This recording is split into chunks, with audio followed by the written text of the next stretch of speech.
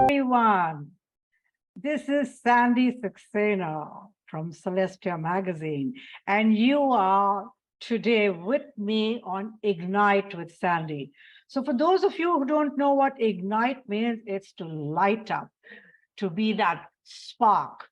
And all my guests that I have on my show are there to put that spark in you, to ignite you, for you to think, for you to take action, for you to be full of energy and positive thoughts.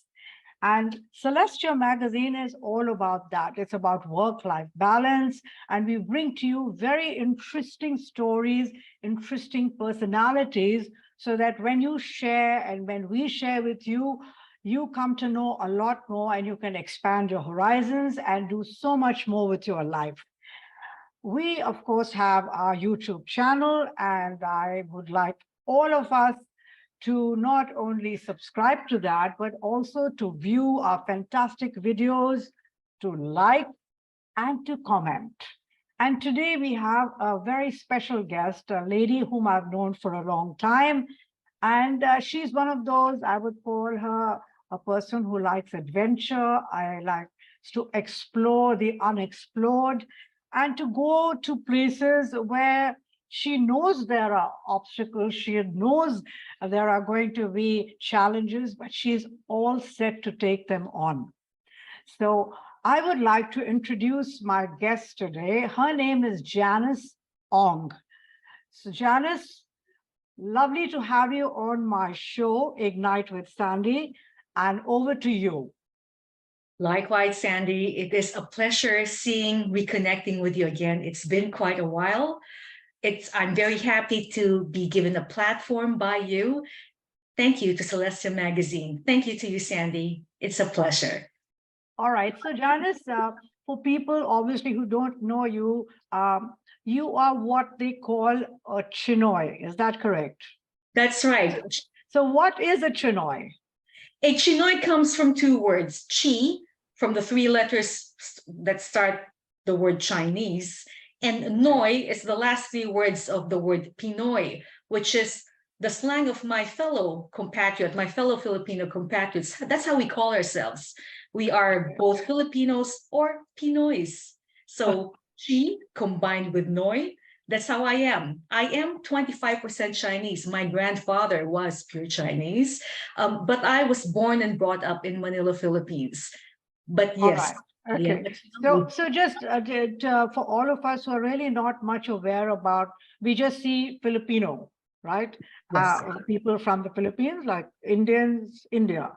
So in the Philippines, you have what is called Chinoy. Are there any other sort of ethnic mixes? Because I know that you all were ruled by the Spaniards for 400 years. Yes. So what are those people called? Yeah, we call them mestizos, which I do understand is also a Spanish word. So the mestizos would be those mixed bloods of Spaniards and Filipinos. Now, there are a lot of prominent families back home which has this mixed lineage way back to, 400, 300 years ago. When the Spaniards first came to the Philippines, they started families with the locals there, and their descendants are living there, living prosperous, good lives there in Manila, in the Philippines. All right. So when I looked at your profile way back when you applied for a job with Nexus Insurance Brokers, and then I looked again at your LinkedIn profile, it said something about law school. So did you go to law school, and what happened there? Yeah. So way back in, I betray my age, 1996. Okay. Yes, I graduated fresh with a Bachelor of Arts degree in the State University. And then I went on to study law school up until 3 years. It was really classroom-based.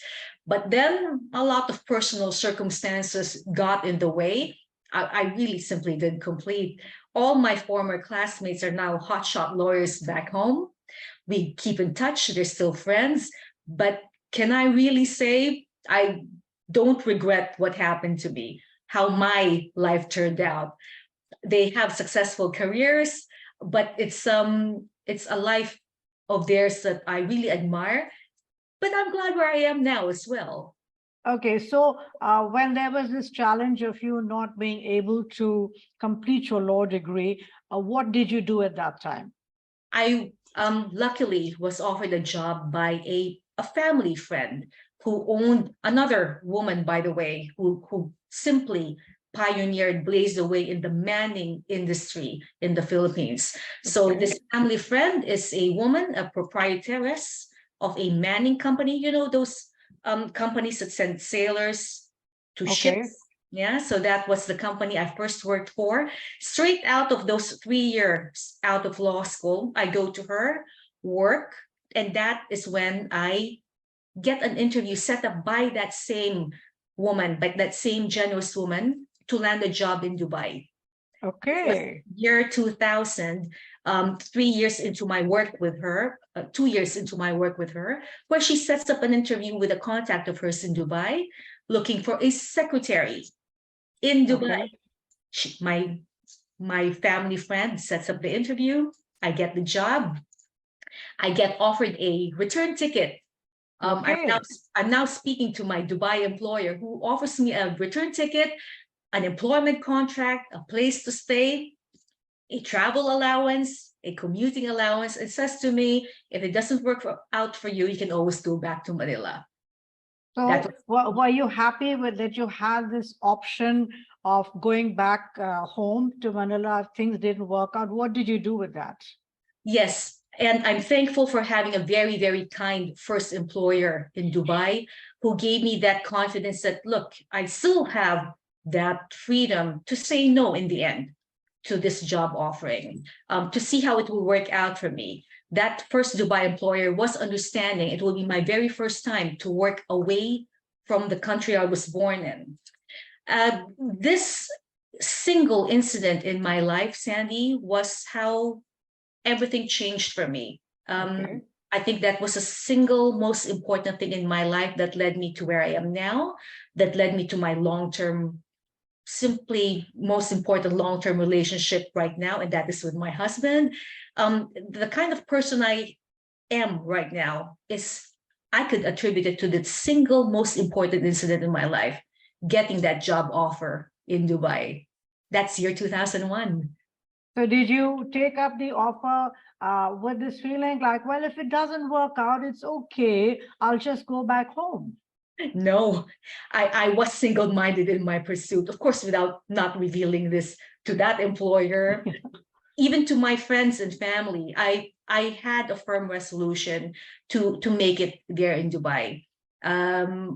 It was a city that I knew little about. I was telling you a few days ago, Sandy, that for some weird reason, I was just relying on feedback from family and friends, from people who were in that office I was working Okay. in.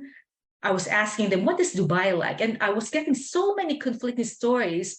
I just thought I'd, you know, that term Forrest Yes. Gump my way into it. Yeah. And thankfully it worked out all right.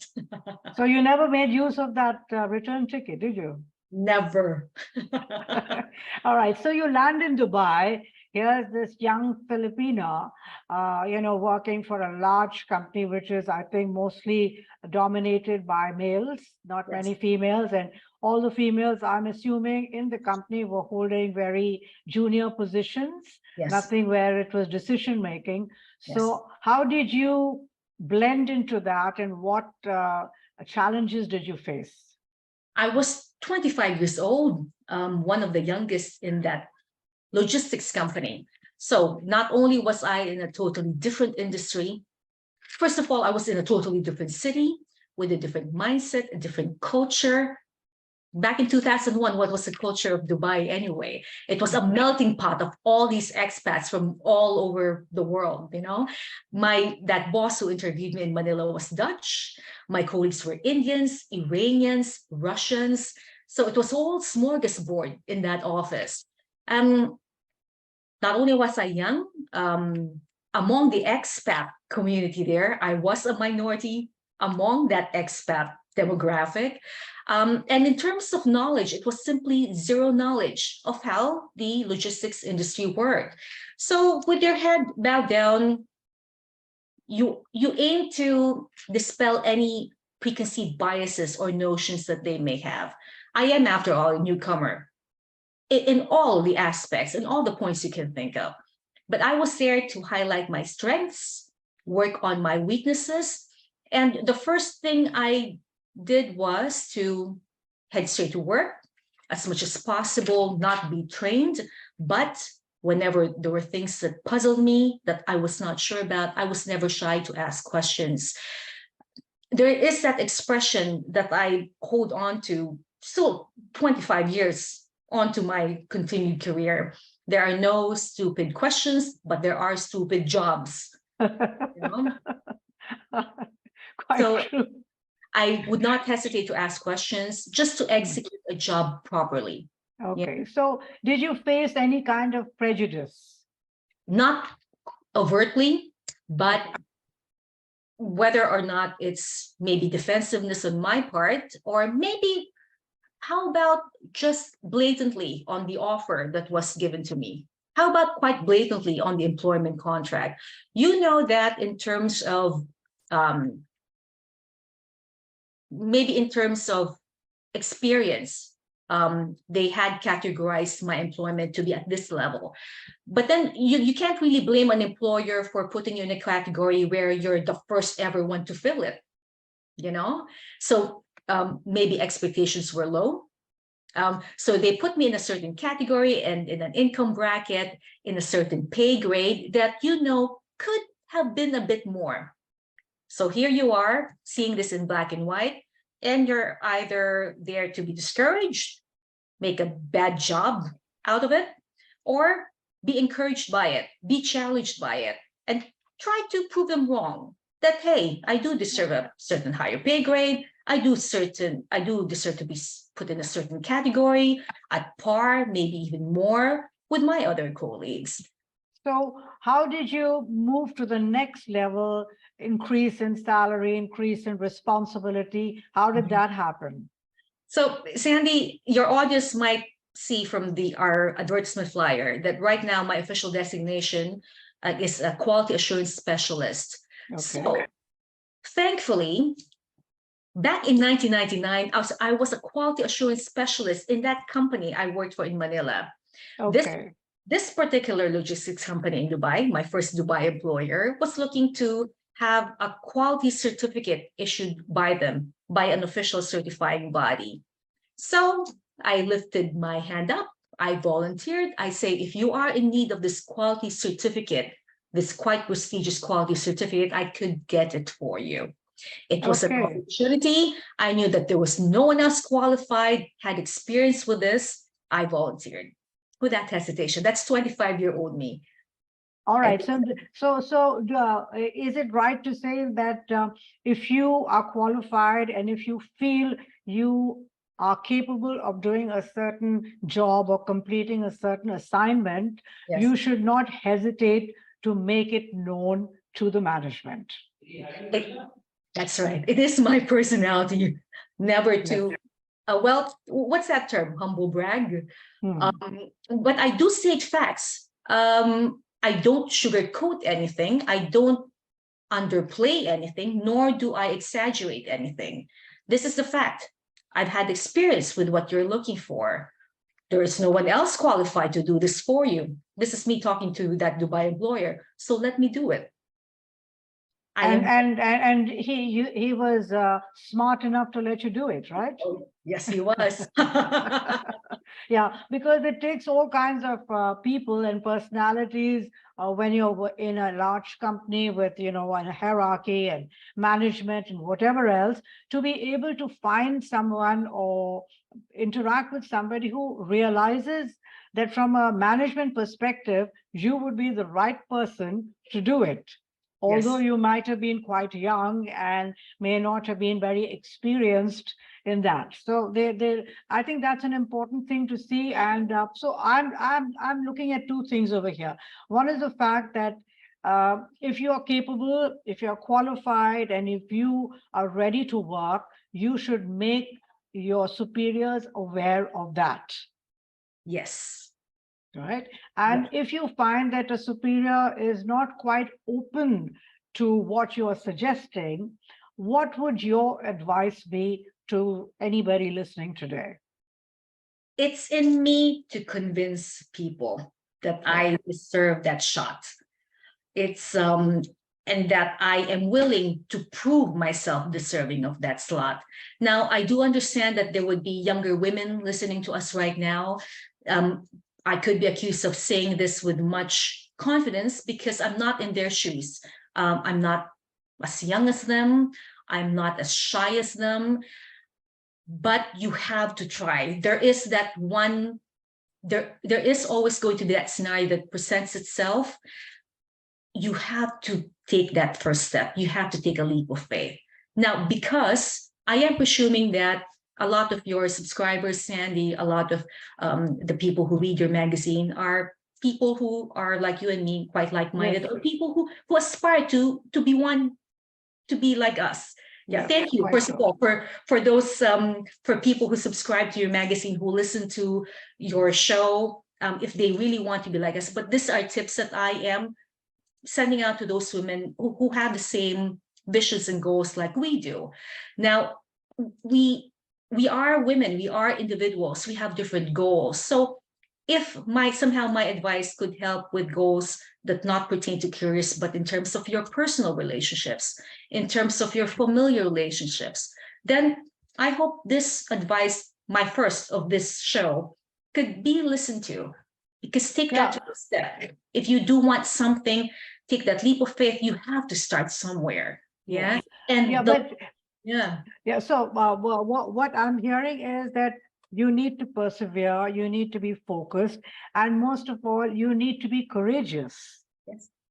Yes, because unless you have the courage to stand up and speak, stand up and be heard, stand up and say, you know what, I'm capable of this. Give me an opportunity. Let me do it. There are a lot of us who are not in that phase. You know, they're very competent and they can really contribute, but they are not in that frame of mind.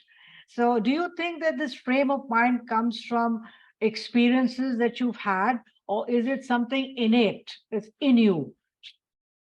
A combination of both.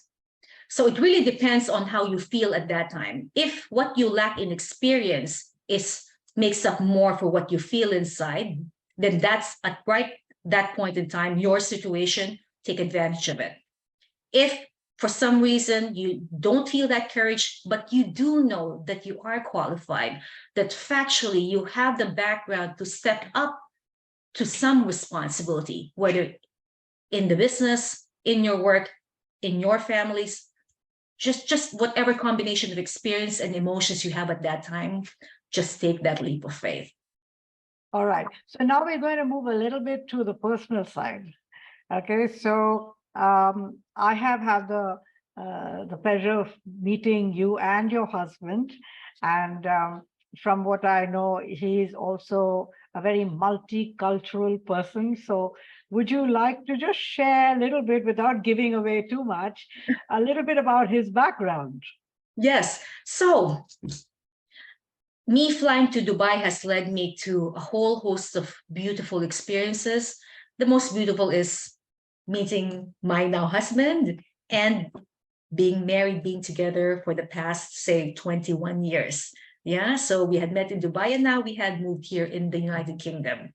Yeah, so my husband was in that same company who first hired me in Dubai. And he's multi-hyphenated in terms of ethnicity, ethnically Armenian, born in Syria, grew up in Lebanon, and now he's a retiree in the United Kingdom. Okay. So that's quite a thing. So you and he were working in the same company. And then, of course, you moved from the company. Was there any reason for that? Yes, because he was not my direct manager, but he is one of the managers there. And just for optics, we really did decide, we did have a serious talk, at least for optics, if our relationship would come out. This was way back, hey, remember, in 2001, where things could be interpreted differently. We thought one of us should actually move elsewhere so that the other has freedom to act as he or she would feel in their workplace. We could be suffocating each other if we see each other every day, we thought. And since we had the more higher position in that company, the decision fell on me to actually move on. Yes. So it was a practical decision. Practical. Yes. So from there, where did your journey take you? Okay. Simply, my journey led me next to the biggest shipping line in the world. They're called Maersk Line, based in Denmark. And again, related to the logistics industries. Maersk Line is simply the biggest shipping line up until now, in terms of ships, in terms of revenue from last time I checked. So here I am again, now 27 years old, starting a job with Maersk Line. And I am really like 0.0001% of the minority there. I think there were 2 other Filipinas in Maersk Line. It was predominantly Indian. We did have a lot of Danish expats who came from the Danish headquarters there, but it was another adventure. Now, how was the work atmosphere, considering you had moved from one international company and now you moved to a company, although it was Danish, Yes. The majority of the workforce was Indian. So that was a total different work culture. So how did you adjust to that, and how did they adjust to you? I think luckily I know how to place myself, how to read a room, so to speak, read a situation, know where in situations where I'm not welcome, not fight it, at least for that moment, and know where I get into situations that I am going to be welcome. In Maersk Line, I was hired to be part of a 10-man team, all male, all at least 5 years older than me, all Indian male. And I love that in sales, I think there's a certain profile of what a salesperson would be. Maersk, I know up until now, takes it seriously for you to take a personality test. And they actually make sure that your profile, your personality fits in the job that they offer you. So here I am fitting a certain profile. They did accept me to be in that sales job. So I was with more or less similarly minded colleagues, peers, although they were older, although they were of a totally diverse ethnic background than me, but luckily I was in sync with them. Okay. Yeah. So there wasn't much of a challenge. Sorry to interrupt, darling, but what is this personality test, and is it still done today? As far as I know, yes, Maersk really used that as an important metric, hiring people. So it would ask you, personality test would give you 5 options. And among those options, which is the most suitable situation for you, or which is the most ideal for you? For example, questions like, some of them as obvious as, I am not shy to ask my neighbor for help.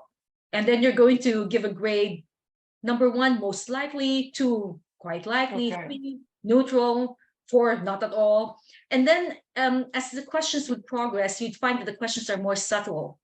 Trying to see if at first you were being truthful to those obvious questions, but in the end, those personality questions would figure you out.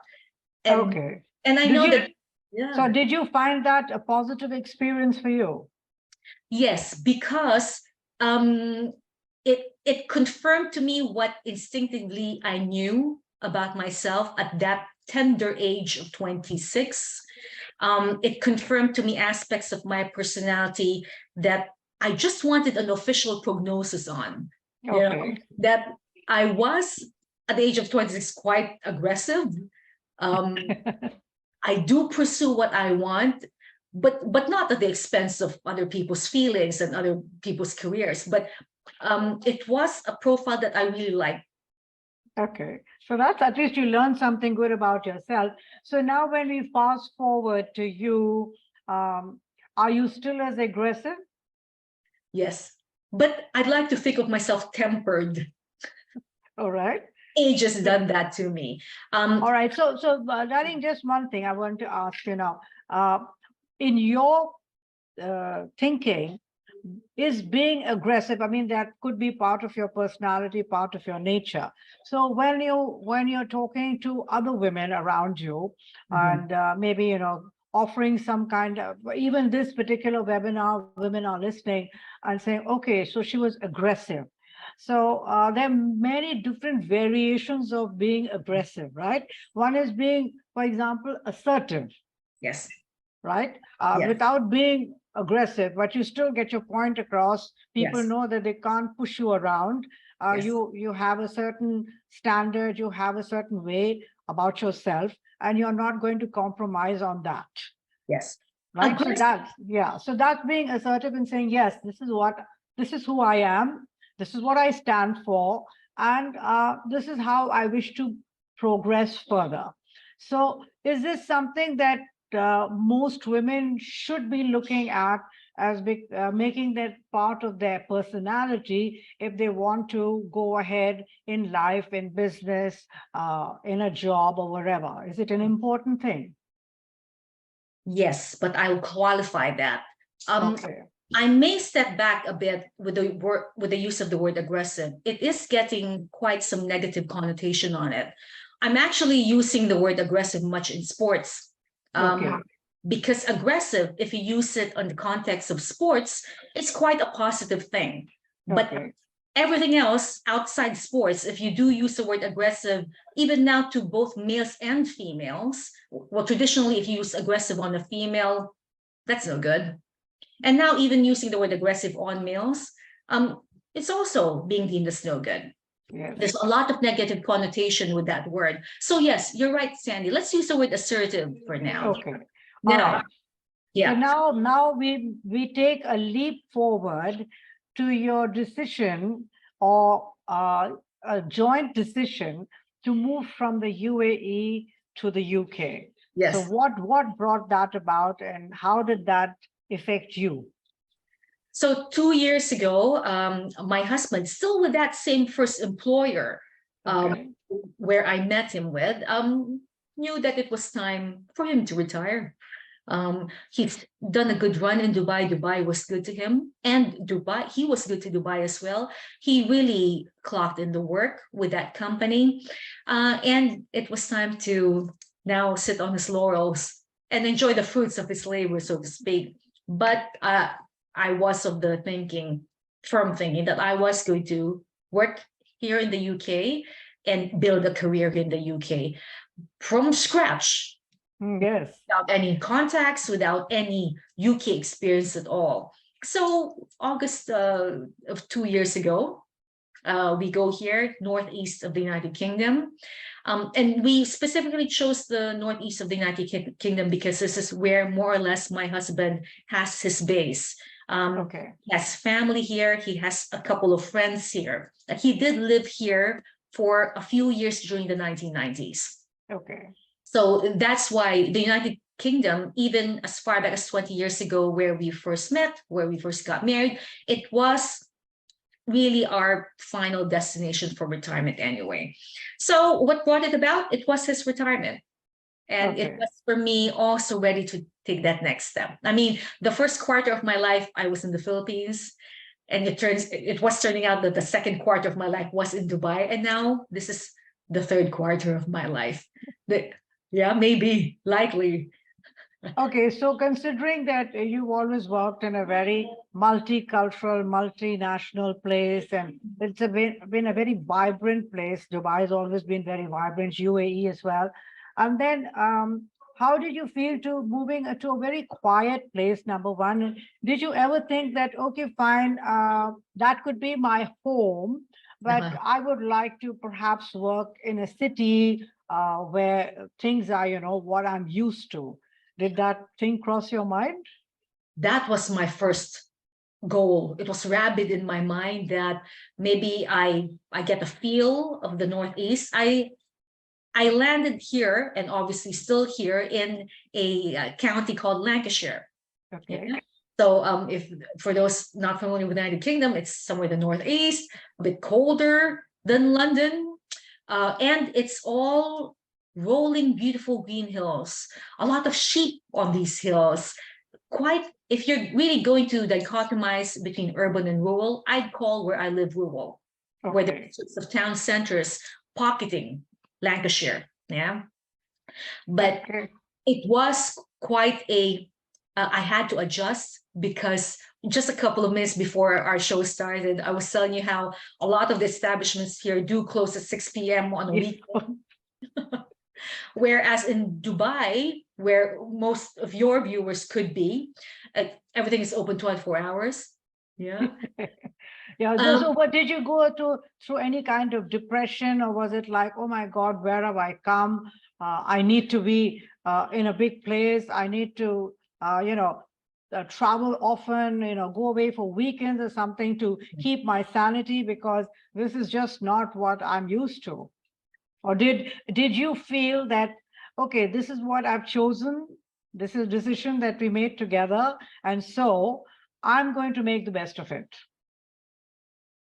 First, it was when I was in Dubai, I was already prepping myself to feel all these emotions. Look, it could be as simple as driving on the different side of the road here in the UK. When all my life I was driving the left-hand side, now I have to drive right-hand side. How do you open a bank account? How do you turn up gas? What is gas? Because of the weather here compared to our very sunny weather back there in Dubai. I was trying to mentally prepare myself before coming here, but nothing really prepares you until you're in that situation. So I thought I was mentally going to be okay, but there were a couple of rough months because you feel like you're starting from scratch. Yeah. So even the most basic things like how do you operate this particular machinery that's only applicable for cold weather countries? How do you operate a gas hub that looks like this? There was resistance, whether I really wanted to fight it, this resistance, this feeling that I don't want to start all over again. But in the end, if you know that you're with a husband that supports you, that loves you, I am very lucky in that respect, who's patient until you figure yourself out. I think that's very important, to give you that space to say, okay, have your breakdowns, have your, outbursts, and okay, I'm there, and we'll figure this out. So Yes. coming to you, you now are working in this particular countryside place, right? Yes. So what do you do? So Mondays to Fridays, I work as here I am going full circle as quality assurance specialist Okay. in a firm, in a company called Skipton Building Society. So it's not a bank, but it is a building society where its members are also its stakeholders. Yeah. Okay. So I am in the industry of banking and finance now. It's something I really wanted to since the past 10 years, to be in an industry that's regulated, where you take care of other people's money, make sure that they get invested properly, make sure it's protected, make sure that money's protected. So I've gone full circle. It's the same title, just in an industry which I really had wanted to be in for a long time. And what do I do? Look, it's a quiet life. My household is just composed of me and the husband. We did bring a beloved cat, someone we had back in Dubai for 18 years. She flew here. She flew here on an Emirates airline. Ooh. Yeah. She went through immigration, just like a person would. Quarantine. Fortunately, not quarantine. I think during that time 2 years ago, when if you'd remember the United Kingdom imposing a lot of restrictions on red, amber, green countries, they had that sort of scheme. But my cat didn't have to undergo those schemes, so they were friendlier with the pets. She unfortunately, look, for 20 years, it was a 3-person household. That third person was my beloved cat, who unfortunately left us 8 months ago. It was really heartbreaking, Sandy. It's like losing a family member, and Yes. my heart is still broken. So missing my kitty, it's quiet life, but a life that I'm really well contented about. I mean, Yes. just me and him, we do have no children. I wish I could tell you that with all this free time that I've had, having no children, and mothers to all there, I really salute your selflessness, all these times that you have given your children, maybe even up until now that they're fully grown men and women. But for me, I've been miss free time all my life. I wish I could tell you, Sandy, and to your viewers, that I've climbed Mount Everest, by the way, that I've done so Oh, many No, I haven't. you're thinking about it in your mind. Frankly, no. I just realized I'm happy where I am, hanging out with people I love, watching Yeah, I TV. think it's important Yeah. to make that distinction and not look only at the negative parts, because we all have things that we don't like that surround us. Yeah. But I think the gift is to focus on what makes you happy. Focus on what you can do to make things better. Yes. And a lot of us go the other way. Yes. So it's an important thing that you shared with us today about how you've made adjustments. And in Yes. those adjustments, you've always been very mindful about your life partner. And because you value his contribution to your life. Yes. And it's when you love and respect each other and you move together, then it makes the rest of the challenges less daunting, Yes. Um, right? I'm quite lucky in that aspect. A good support in the form of a very, very reliable, steady, So, loving. so from where do you see yourself moving from here? You've got yourself a good job. You've been accepted well, considering you are the minority in your company again. I think Again. you're pretty much used to that by now. It's like, Yes. okay, I just love to stand out. Here's me. Take me as I am. I think that's one of the things that has taken you forward, Yes. because you want people to look beyond you as a person perhaps from another country, as an individual who happens to be female, Yes. a person who perhaps could be younger than most of the people working. Yes. And you're saying, look at me, because I am capable. I Yes. am ready to take on a challenge. I am ready to learn. I think those are the important things that have taken you forward. Would you agree? Very much. 100%. Yeah. So is that your advice to all of the ladies who are listening today, who are going through different challenges, or they feel that they shouldn't be in that situation? And Mhm. you've been there many times. Yes. Yes, we are all unique. We have all different strengths and weaknesses. But I just want to tell each and every either able or sort of unable person watching us, you do deserve that place in the table where you are. It might take a bit longer, especially if you're entering a territory where they haven't seen anybody like you. They've never experienced anybody like you. But if instinctively, if you know that you deserve a seat at that table, fight for it. Yeah, because at least you're in for a wild ride. Your life will be so Correct. boring. Yeah. And even if you don't make it, at least you tried. It will be well worth it. The experiences, the lessons you'll get out of it, you're going to keep it for the rest of your life. Quite true. On that very happy note, darling, I will end our very interactive and interesting session. I'm sure a lot of our viewers have learned a lot from you, because you have shown us that you don't have to be frazzled, you don't have to be depressed, you don't have to be unhappy, you don't have to look at the negative side of all of that. And most important, you don't need to beat yourself up, Yes. right? You go with the flow, knowing very clearly that yes, there will be challenges, and you are happy to face them, and not only face them, but overcome them as well. Exactly. Yes. So on that happy note, thank you very much once again, darling. And we end our webinar here. So for all those watching, for all those who tuned in, please do remember that we will be putting this wonderful episode up on our Celestia YouTube.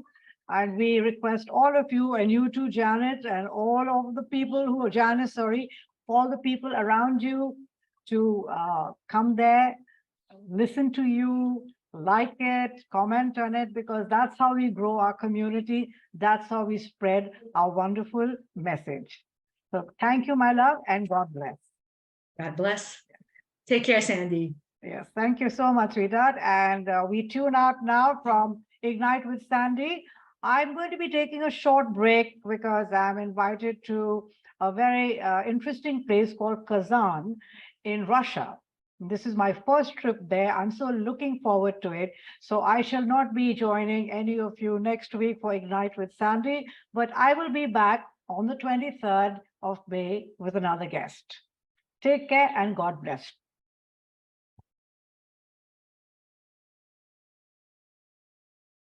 Thank you, Sandy.